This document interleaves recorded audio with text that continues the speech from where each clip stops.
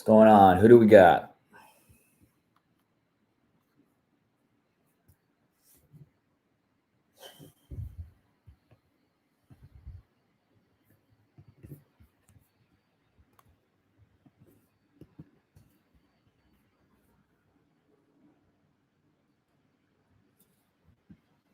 Do we have anyone?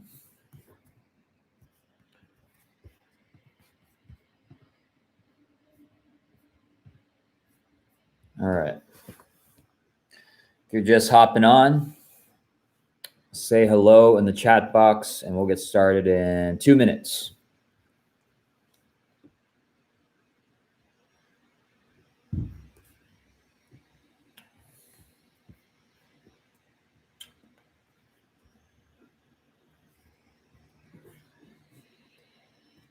What's going on, Hype Lyrics?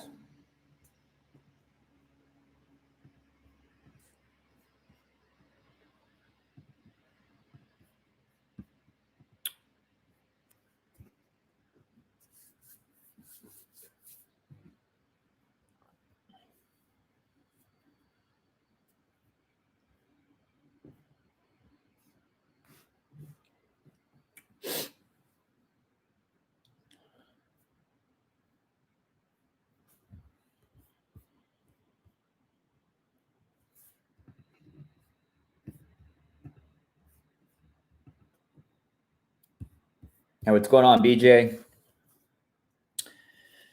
So, if this is your first Quaranstream, what's going on, Kavya?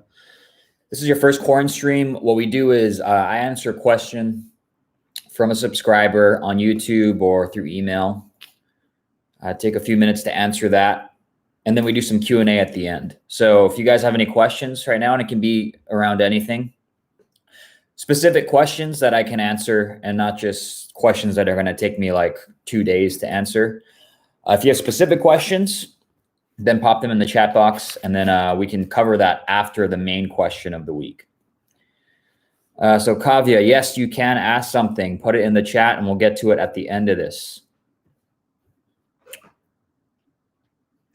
BJ, how's it going so far with the client acquisition and your prospecting?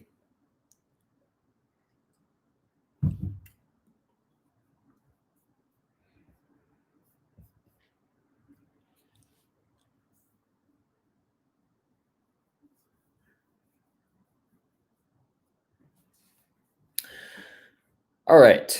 1 more minute and we'll get going. Awesome. Building your site and offer. Cool, man.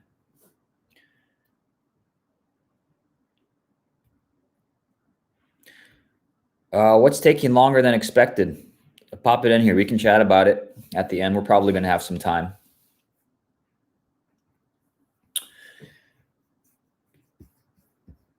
Okay. Let's get started. Let's get rolling here because I got some work to do later today. So the question is that we're answering this week. This came from a subscriber named Vin. So Vin, if you're watching this, I know I told you a couple weeks ago that I'd answer this. But Vin was wondering, what are the pros and cons of starting a drop servicing business? And I'm guessing he means in comparison to something else like freelancing or being a practitioner. So I'll talk about the pros and cons of drop servicing. First, before I talk about that, there are different ways of doing, in my opinion, there are different ways of how the drop servicing model works, right? And drop servicing is just another term, for me, another term for outsourcing.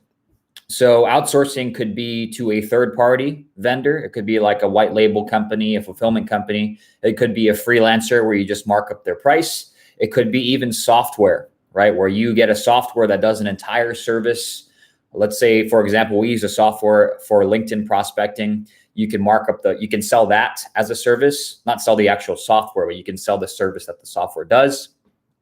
Or you can build like an in-house team of virtual assistants where you're not doing the work, right? So drop servicing, in my opinion, is anytime that you are not actually doing the service delivery and fulfillment work yourself, right? If you are doing it yourself, I consider that something like freelancing, right? Where you're actually getting the clients and then you are, let's say you're doing Facebook ads, you get a client for Facebook ads, and then you set up all the Facebook ads yourself. I would consider that freelancing. So let's talk about pros and cons of drop servicing, where you're not actually doing the service delivery and fulfillment yourself. So the main thing, number one, the main pro is that you don't really have to have years of experience to go out and start getting clients. All you got to do is you have to have a service in a market that you want to sell that service to. It has to be some kind of high value service that will get them results. And you can start going out, you can learn about that service in a day or so, learn about the outcome it provides, the result it provides, and what the client's actually going to get when they sign up with you.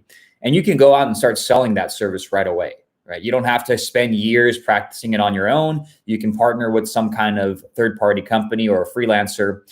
And then once you get a client, you hand off the work to them. You hand off the fulfillment to them, right? So that's the main thing is, Kavya, yes, I'm going to answer it at the end.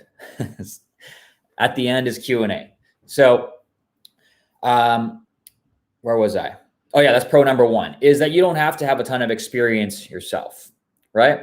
Number two is you don't have to get down in the weeds so much, right? So you can focus on just getting clients. All you got to do is focus on getting clients, and then you can actually hand off the work to whether it's a virtual assistant, whether it's software, whether it's a third-party company.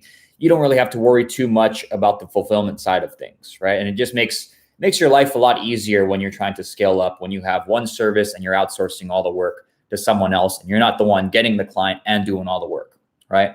So those are like the main pros of a drop servicing business. Is you don't need a ton of experience to get started. You can start making money fairly quickly if you just go out to the market, you get clients, and then you outsource the work.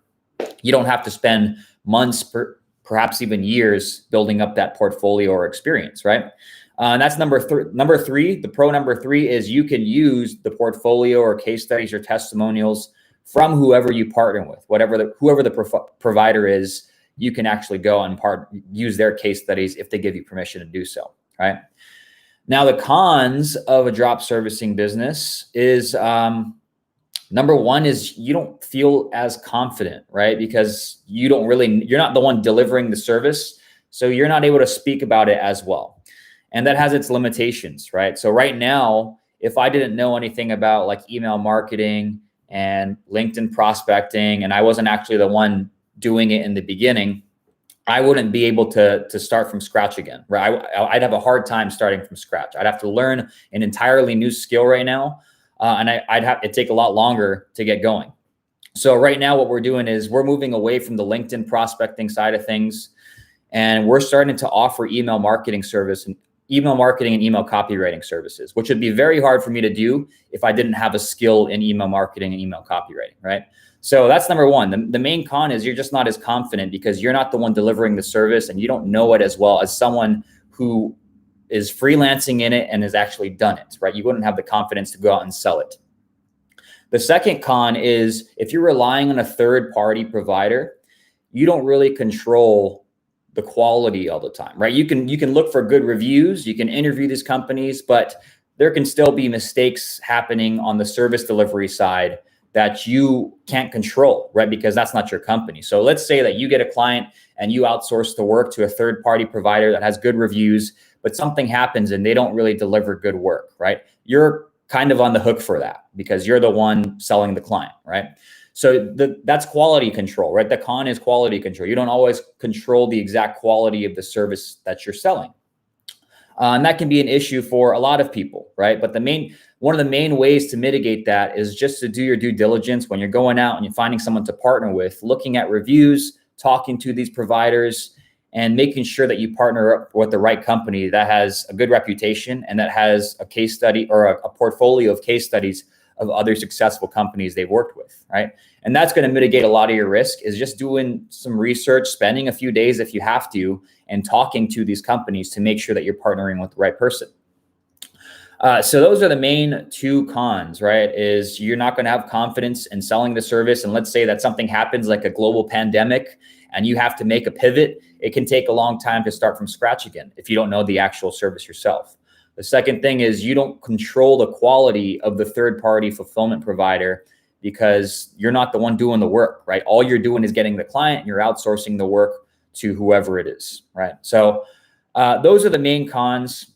I think for a drop servicing business is amazing for someone who is interested in just doing the client acquisition piece and going out and getting sales and being like the middleman between the client and the person who's actually doing the work, right? If you're comfortable with that, this is an amazing business model to get started with. If you are someone who would rather be like an absolute expert in this space, let's say that you love Facebook advertising or you love SEO or you love copywriting or whatever it is, whatever the skill is. If you're someone who really wants to dive deep into a certain area, then a drop servicing business might not be the best for you. It might be better for you to just get into freelancing and consulting and eventually coaching and creating info products, right? And that's going to be hard to do if you're running a drop service business, right? So if your goal is to go eventually into consulting or coaching or info products and you want a deeper knowledge in a certain area, I would recommend going for something like a practitioner role or freelancing over something like a drop service business. So it really depends on your goals, right? What your ultimate goal is. For me, I want to go into the high ticket consulting space and coaching space. And I do have info products right now, right? Because they're scalable and I feel like I can impact more people with info products. So my goal is to really dive deeper now into email copywriting and email marketing, because I want to grow into the high ticket consulting and coaching space and create more info products around that, right? So if your goal is just to have a really highly profitable, like six-figure business, multiple six-figure business, where you don't have to spend years getting started and diving deep into a certain skill or area, then a drop service business is going to be the way for you to go, right? But if you do want to go deeper and you do want to get into high-ticket coaching and consulting and info products, then freelancing and being the practitioner is going to be the way to go. So let's hop into some Q&A.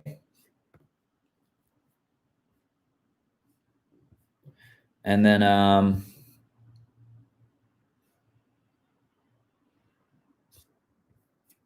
pull this up here. All right, here we go. So if you guys have any questions, I'm going to be running through whatever's in the chat box for the next 17 minutes. And after that, I hop off. But if you guys have questions, you're free to ask them in here and I'll answer them. So Nelly says, hi, how much for your mentorship? We have a group coaching accelerator program that's $1,000.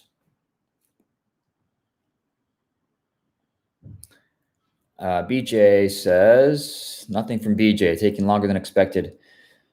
Kavya says, so I'm 16. How can this affect my relationship with the clients? I think it's very hard for a person to trust a 16-year-old. Well, the easy answer is you don't tell them you're 16. Like no one asks how old you are. So don't get on the phone with these clients and say, hey, I'm 16 years old. They're not going to ask you that. If you have a solution to a problem they have, they won't even care how old you are. I mean, they might care if you're like 12 years old or something, but I know people who are 14, 15 years old who are running agencies.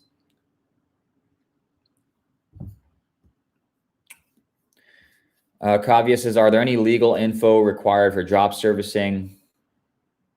I don't know what you mean by legal info. We make our clients sign an agreement. That's about as legal as it gets.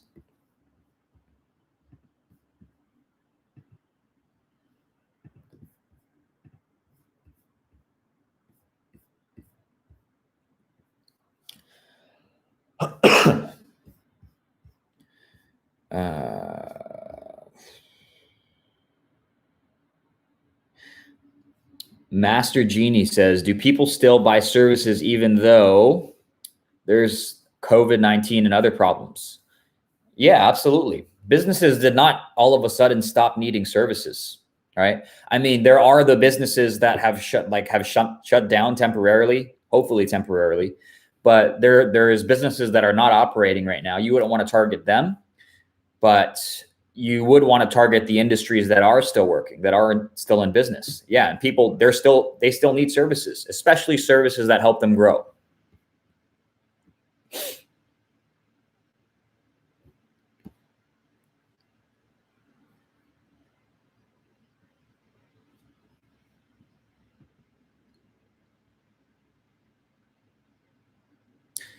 BJ says, putting in more effort to make my site look professional, also refining my offer, trying to simplify my offer. Yeah, BJ, so all you need is a landing page, man. Like if you take a look at growth response, it's not pretty. So your landing page should not take more than a few days at most. Your offer shouldn't take more than a few days at most. So get that done, man. Just start going out and pitching.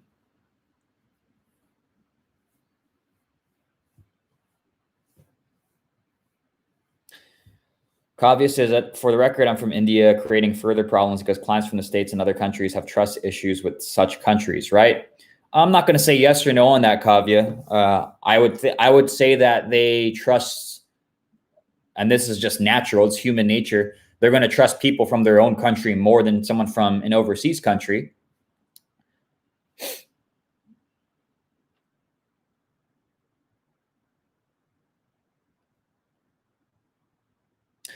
Homework. Hey, brilliant content. Is there any specific industries that you would advise to avoid?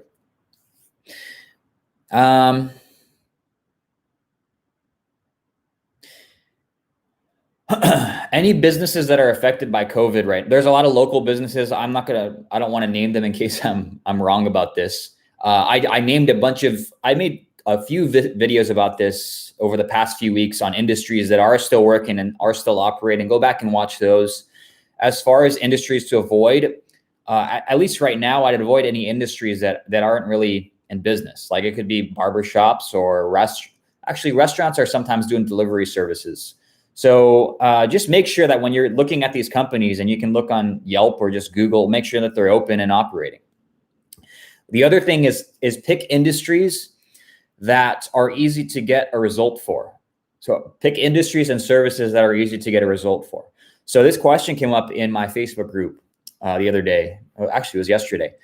People always go for the hard niches and the hard services. They're trying to do like Facebook ads for e-commerce stores, but they don't realize e-commerce stores make like 10, 15, sometimes 20% margin on their low ticket products. So you need a lot of sales to make it worth it for them. As opposed to clients that we serve in the B2B space, one client for them is worth like it could be worth 6 to 7 figures to them. So even if we were to get them just one client over the course of a year, it would pay for our service many times over. So you want to pick a service and a niche where it's easy to get a result for them. It doesn't require like a complicated campaign or anything like that. It's very easy to get a result for them. It's low-hanging fruit. And one new client or customer or even a lead to them is worth a ton of money, right? It's a high value type of lead or customer.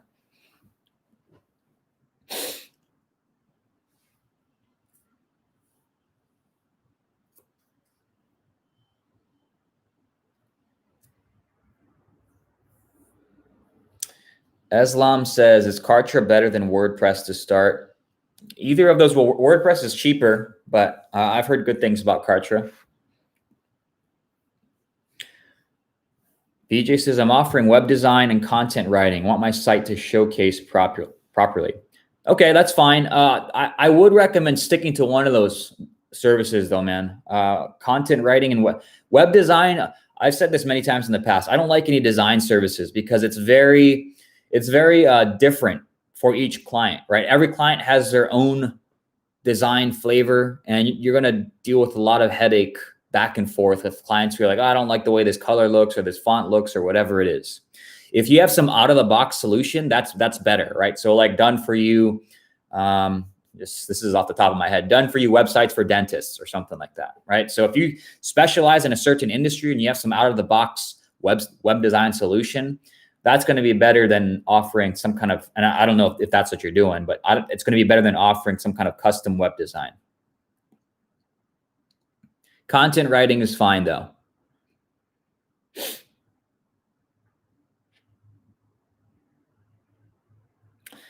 Kiat says, could you share some effective strategies on email marketing for e-commerce stores? Yeah, so there's just going in, there's so many autoresponders or autoresponder sequences that you can set up for these stores that can raise their revenues by 15, 20, 30%, like almost instantly. So I can't really cover that on this call. That's out of the scope of this call because that could be an entire course on its own, I guess. But these e-commerce stores, especially the ones that are doing well, that are getting high volume of sales, a lot of them aren't using email marketing. So if you can go in and set up something like an abandoned cart sequence or a welcome purchase sequence or a pre-purchase sequence, or someone opts in for some kind of lead magnet before becoming a customer and nurturing them to becoming a customer, those are the types of sequences that are going to be very effective for e-commerce stores.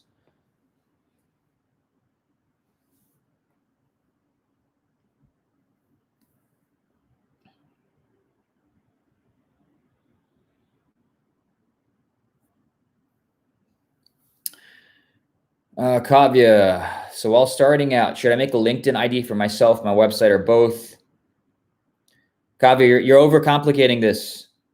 All you got to do is pick a niche, pick a service that you want to offer that niche, and offer it to them. You can have one website, you can have one LinkedIn profile, and that's it. Don't worry about your age.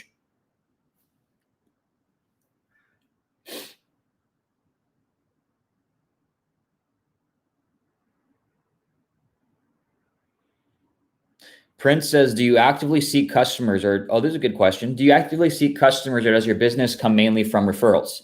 So in the beginning, for the first 6 to 8 months, we did a ton of outbound prospecting. Outbound prospecting is when you go out to the market, whether that's through phone call or email or LinkedIn message or social media direct messages. We spent 6 to 8 months just hammering the market, going out. I think we sent over 40,000 outreach messages in that 6 to 8 month period. So in the beginning, when you're building up your customer base or your client base, you need to be going out to the market. You can't be waiting around for people to come to you. So you got to go and knock on doors or virtually knock on doors through outbound prospecting. So that's what we did for the beginning. And then once you start getting traction, once you start getting clients and you start getting those clients results and you get some case studies coming in and you build a reputation in a certain industry, clients start coming to you. So nowadays, many of our clients come from referrals, or they come from inbound, meaning they hear about me through the Google search engines or through my LinkedIn profile page or through my Facebook group or my email list. They're now coming to me and coming to my company instead of me going out to them. So we don't do a ton of outbound prospecting now. We could if we wanted to scale up a lot further. But to be honest, we're making some changes to our service offering. So we haven't done too much outbound prospecting, but we're going to start up again now with our new email service. But yeah, in the beginning, that's what you want to be focused on, is just going out, knocking on doors, generating leads, generating appointments, and turning those appointments into clients. And you're going to have to knock a lot of doors, sending out thousands of messages every single month. Okay. But yeah, we don't. So to answer your question, I went on a little tangent there. We don't actively seek customers through cold outreach that much right now for our LinkedIn services, because most of our business just comes to us or they find us.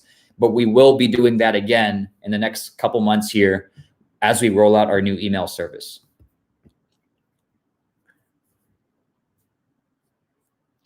So Homeworks is brilliant. Thank you for your in-depth response. Done for your services for sure. Just need to decide and crack on with something. Yep, go for it, man.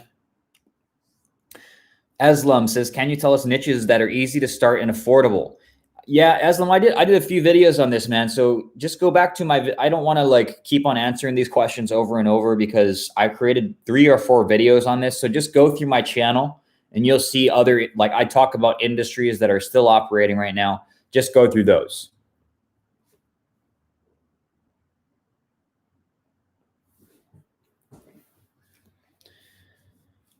BJ says, done for you landing page plus booking system for consultants. Oh, that's pretty good, man. If you have a out of the box solution, that's good. That's solid.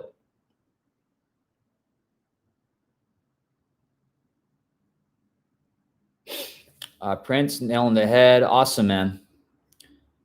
Kavya says, thanks for resolving some of the biggest issues I had. Since I've got no money to invest in the beginning, do you think cold calling is going to be a way to go?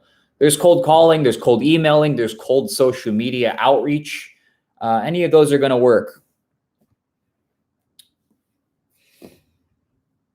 Nelly says, what's the price to mentorship? Our group coaching program is $1,000. Prince says, don't take these Quaranstream streams down, please. I'm actually taking these down. You should go back and watch them if you want. I am taking these down as soon as we're out of quarantine because this is just meant for the quarantine. Otherwise, I wouldn't be doing these.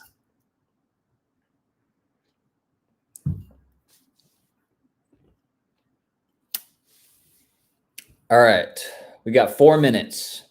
If you guys have any other questions, you have 4 minutes to ask them.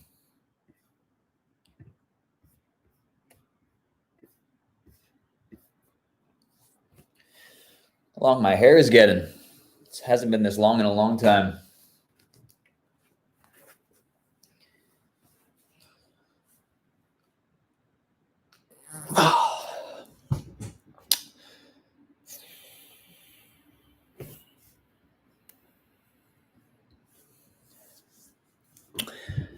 BJ Kidson says, should I bother with a Facebook page for my business? We don't even have a Facebook page. I have like a personal brand page. But that's not even really for the agency. So you don't really need it until you start advertising on Facebook. It helps, BJ, to have some kind of business page, though. It could just be it could be your company. But the best types of like profile pictures that work best is going to be of you, because people don't really connect with faceless brands. So if you are going to create some kind of Facebook page, it should either be like a personal brand page, or it could be your company page with your face as the profile picture.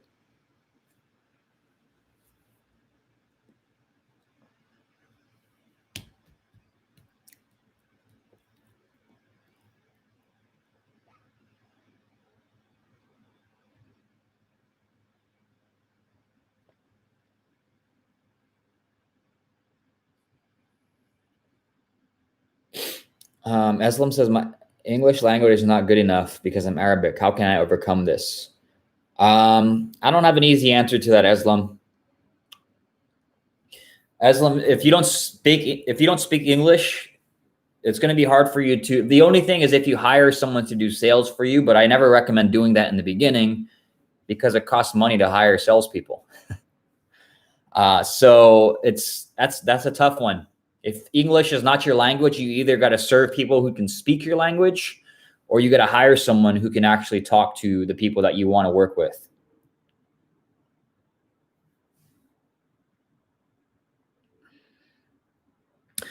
BJ says LinkedIn page. Yeah, I have a business page for on LinkedIn. The important thing, though, again, is to have your personal profile, BJ. And the reason you want a company page is if you look in your experience, you have those little icons, the square icons of the companies that you work at. And then you can say that you work at your company, and it's going to show a picture of your company page, and people can click on that and then click to your website.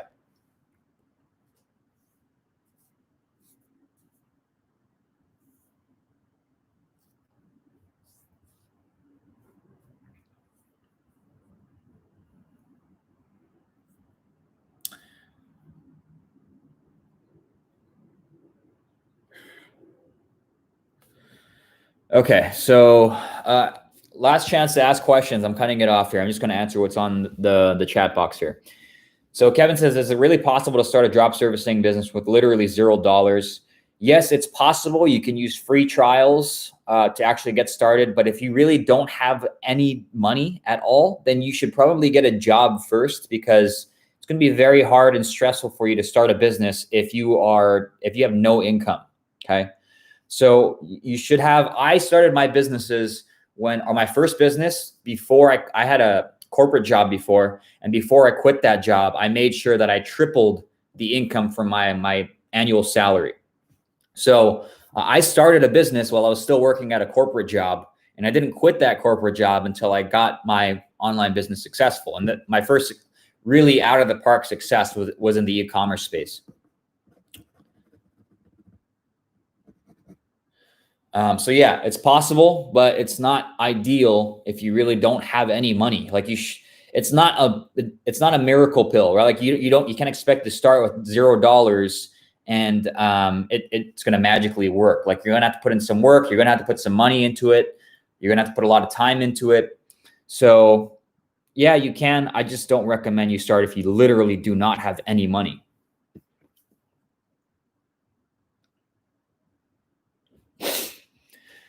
Okay, I'm ending this at Prince. So what happens in the slim chance that you are fulfilling services for a client, in this case, say Facebook ads, and they don't get their intended results? What do you do at that point? So they don't get the intended results. You're going to have to just work with them, right? And a lot of the times it comes down to before the sale, right? So let's say that you are going out to these clients and you're promising them all these crazy results. And they're like, oh yeah, that sounds great. I'm going to sign up with you, right? So the way to mitigate that is just don't go out when you're selling the service to clients. Don't pitch crazy results, right? So like there's people who say, I'll get you 5 to 10 clients a month, which is, for most industries, you can't really guarantee clients. What you can guarantee are things like leads coming in, and you can guarantee maybe in some cases, appointments or phone calls, right? But don't say something crazy in the beginning so they don't expect some crazy results. That's the first thing, right? Now, let's say that you're working with them and the results aren't exactly up to par. Most of the clients, if you just work with them and say, hey, we'll give you maybe like a free month, or we'll keep running your service until we get you the results, or you just work with them and tell them maybe why, work with your provider and ask them why they're not getting the certain results that they advertised. And your provider might give you some kind of free service for a month, right? We've only had this happen maybe once or twice. So it hasn't been a huge issue, and it's come down to pre-sale where we don't tell them crazy results to begin with. But yeah, if you're fulfilling the services for a client and they don't get the intended results, you're just going to have to work with the client and work with your provider and see if they can help you, see if your provider can help you out with that, especially if they're advertising something that they can't get you.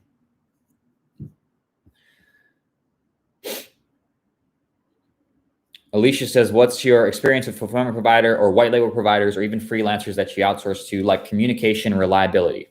I've had mixed results. We've only used one white label provider in the past. In the very beginning, when we started offering LinkedIn as a service, they were solid. They're not even I don't think they're in existence anymore. If they are, they're under a different name, but they're easy to communicate to. So all I did in the beginning was we just had an email string going back and forth whenever we had questions. Freelancers have been hit or miss. And most of that has been on me because I didn't have specific jobs I was hiring them for, or I try to hire them for too many different things, or I just didn't do my research. I didn't look enough into the reviews and hire someone that had a lot of experience. I was always looking for the cheapest price. So, I mean, don't cheap out on things like freelancers or service providers, because it's going to bite you in the ass later. You want to make sure you're hiring someone of high quality, and you can do that by looking for someone who has worked a lot of hours and who has good reviews across all those hours. Danches, what if your clients ask about your service, but you know nothing about it? Then you haven't done your homework. Danches, you got to look at my, the last video I posted. I talked about what you need to know about your service before selling it. If your clients ask you about the service and you know nothing about it, then you have to go back to the drawing board. You have to research the service that you're selling in order to sell it. Otherwise, how are you going to sell it?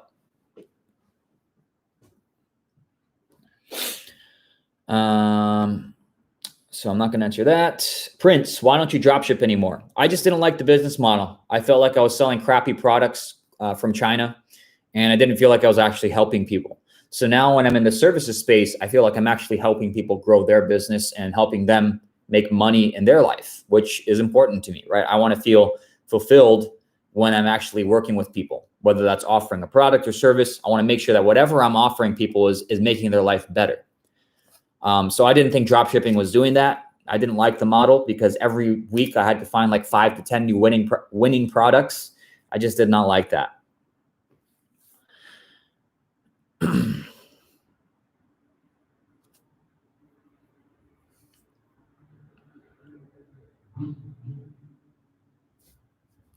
Okay. All right. That's it, guys. So Kavya says, when is the next stream scheduled? These are for every Thursday at the same time. And I'm going to be doing this for as long as we're in quarantine. All right. So thank you all for jumping on, and I'll see you next week. Take care.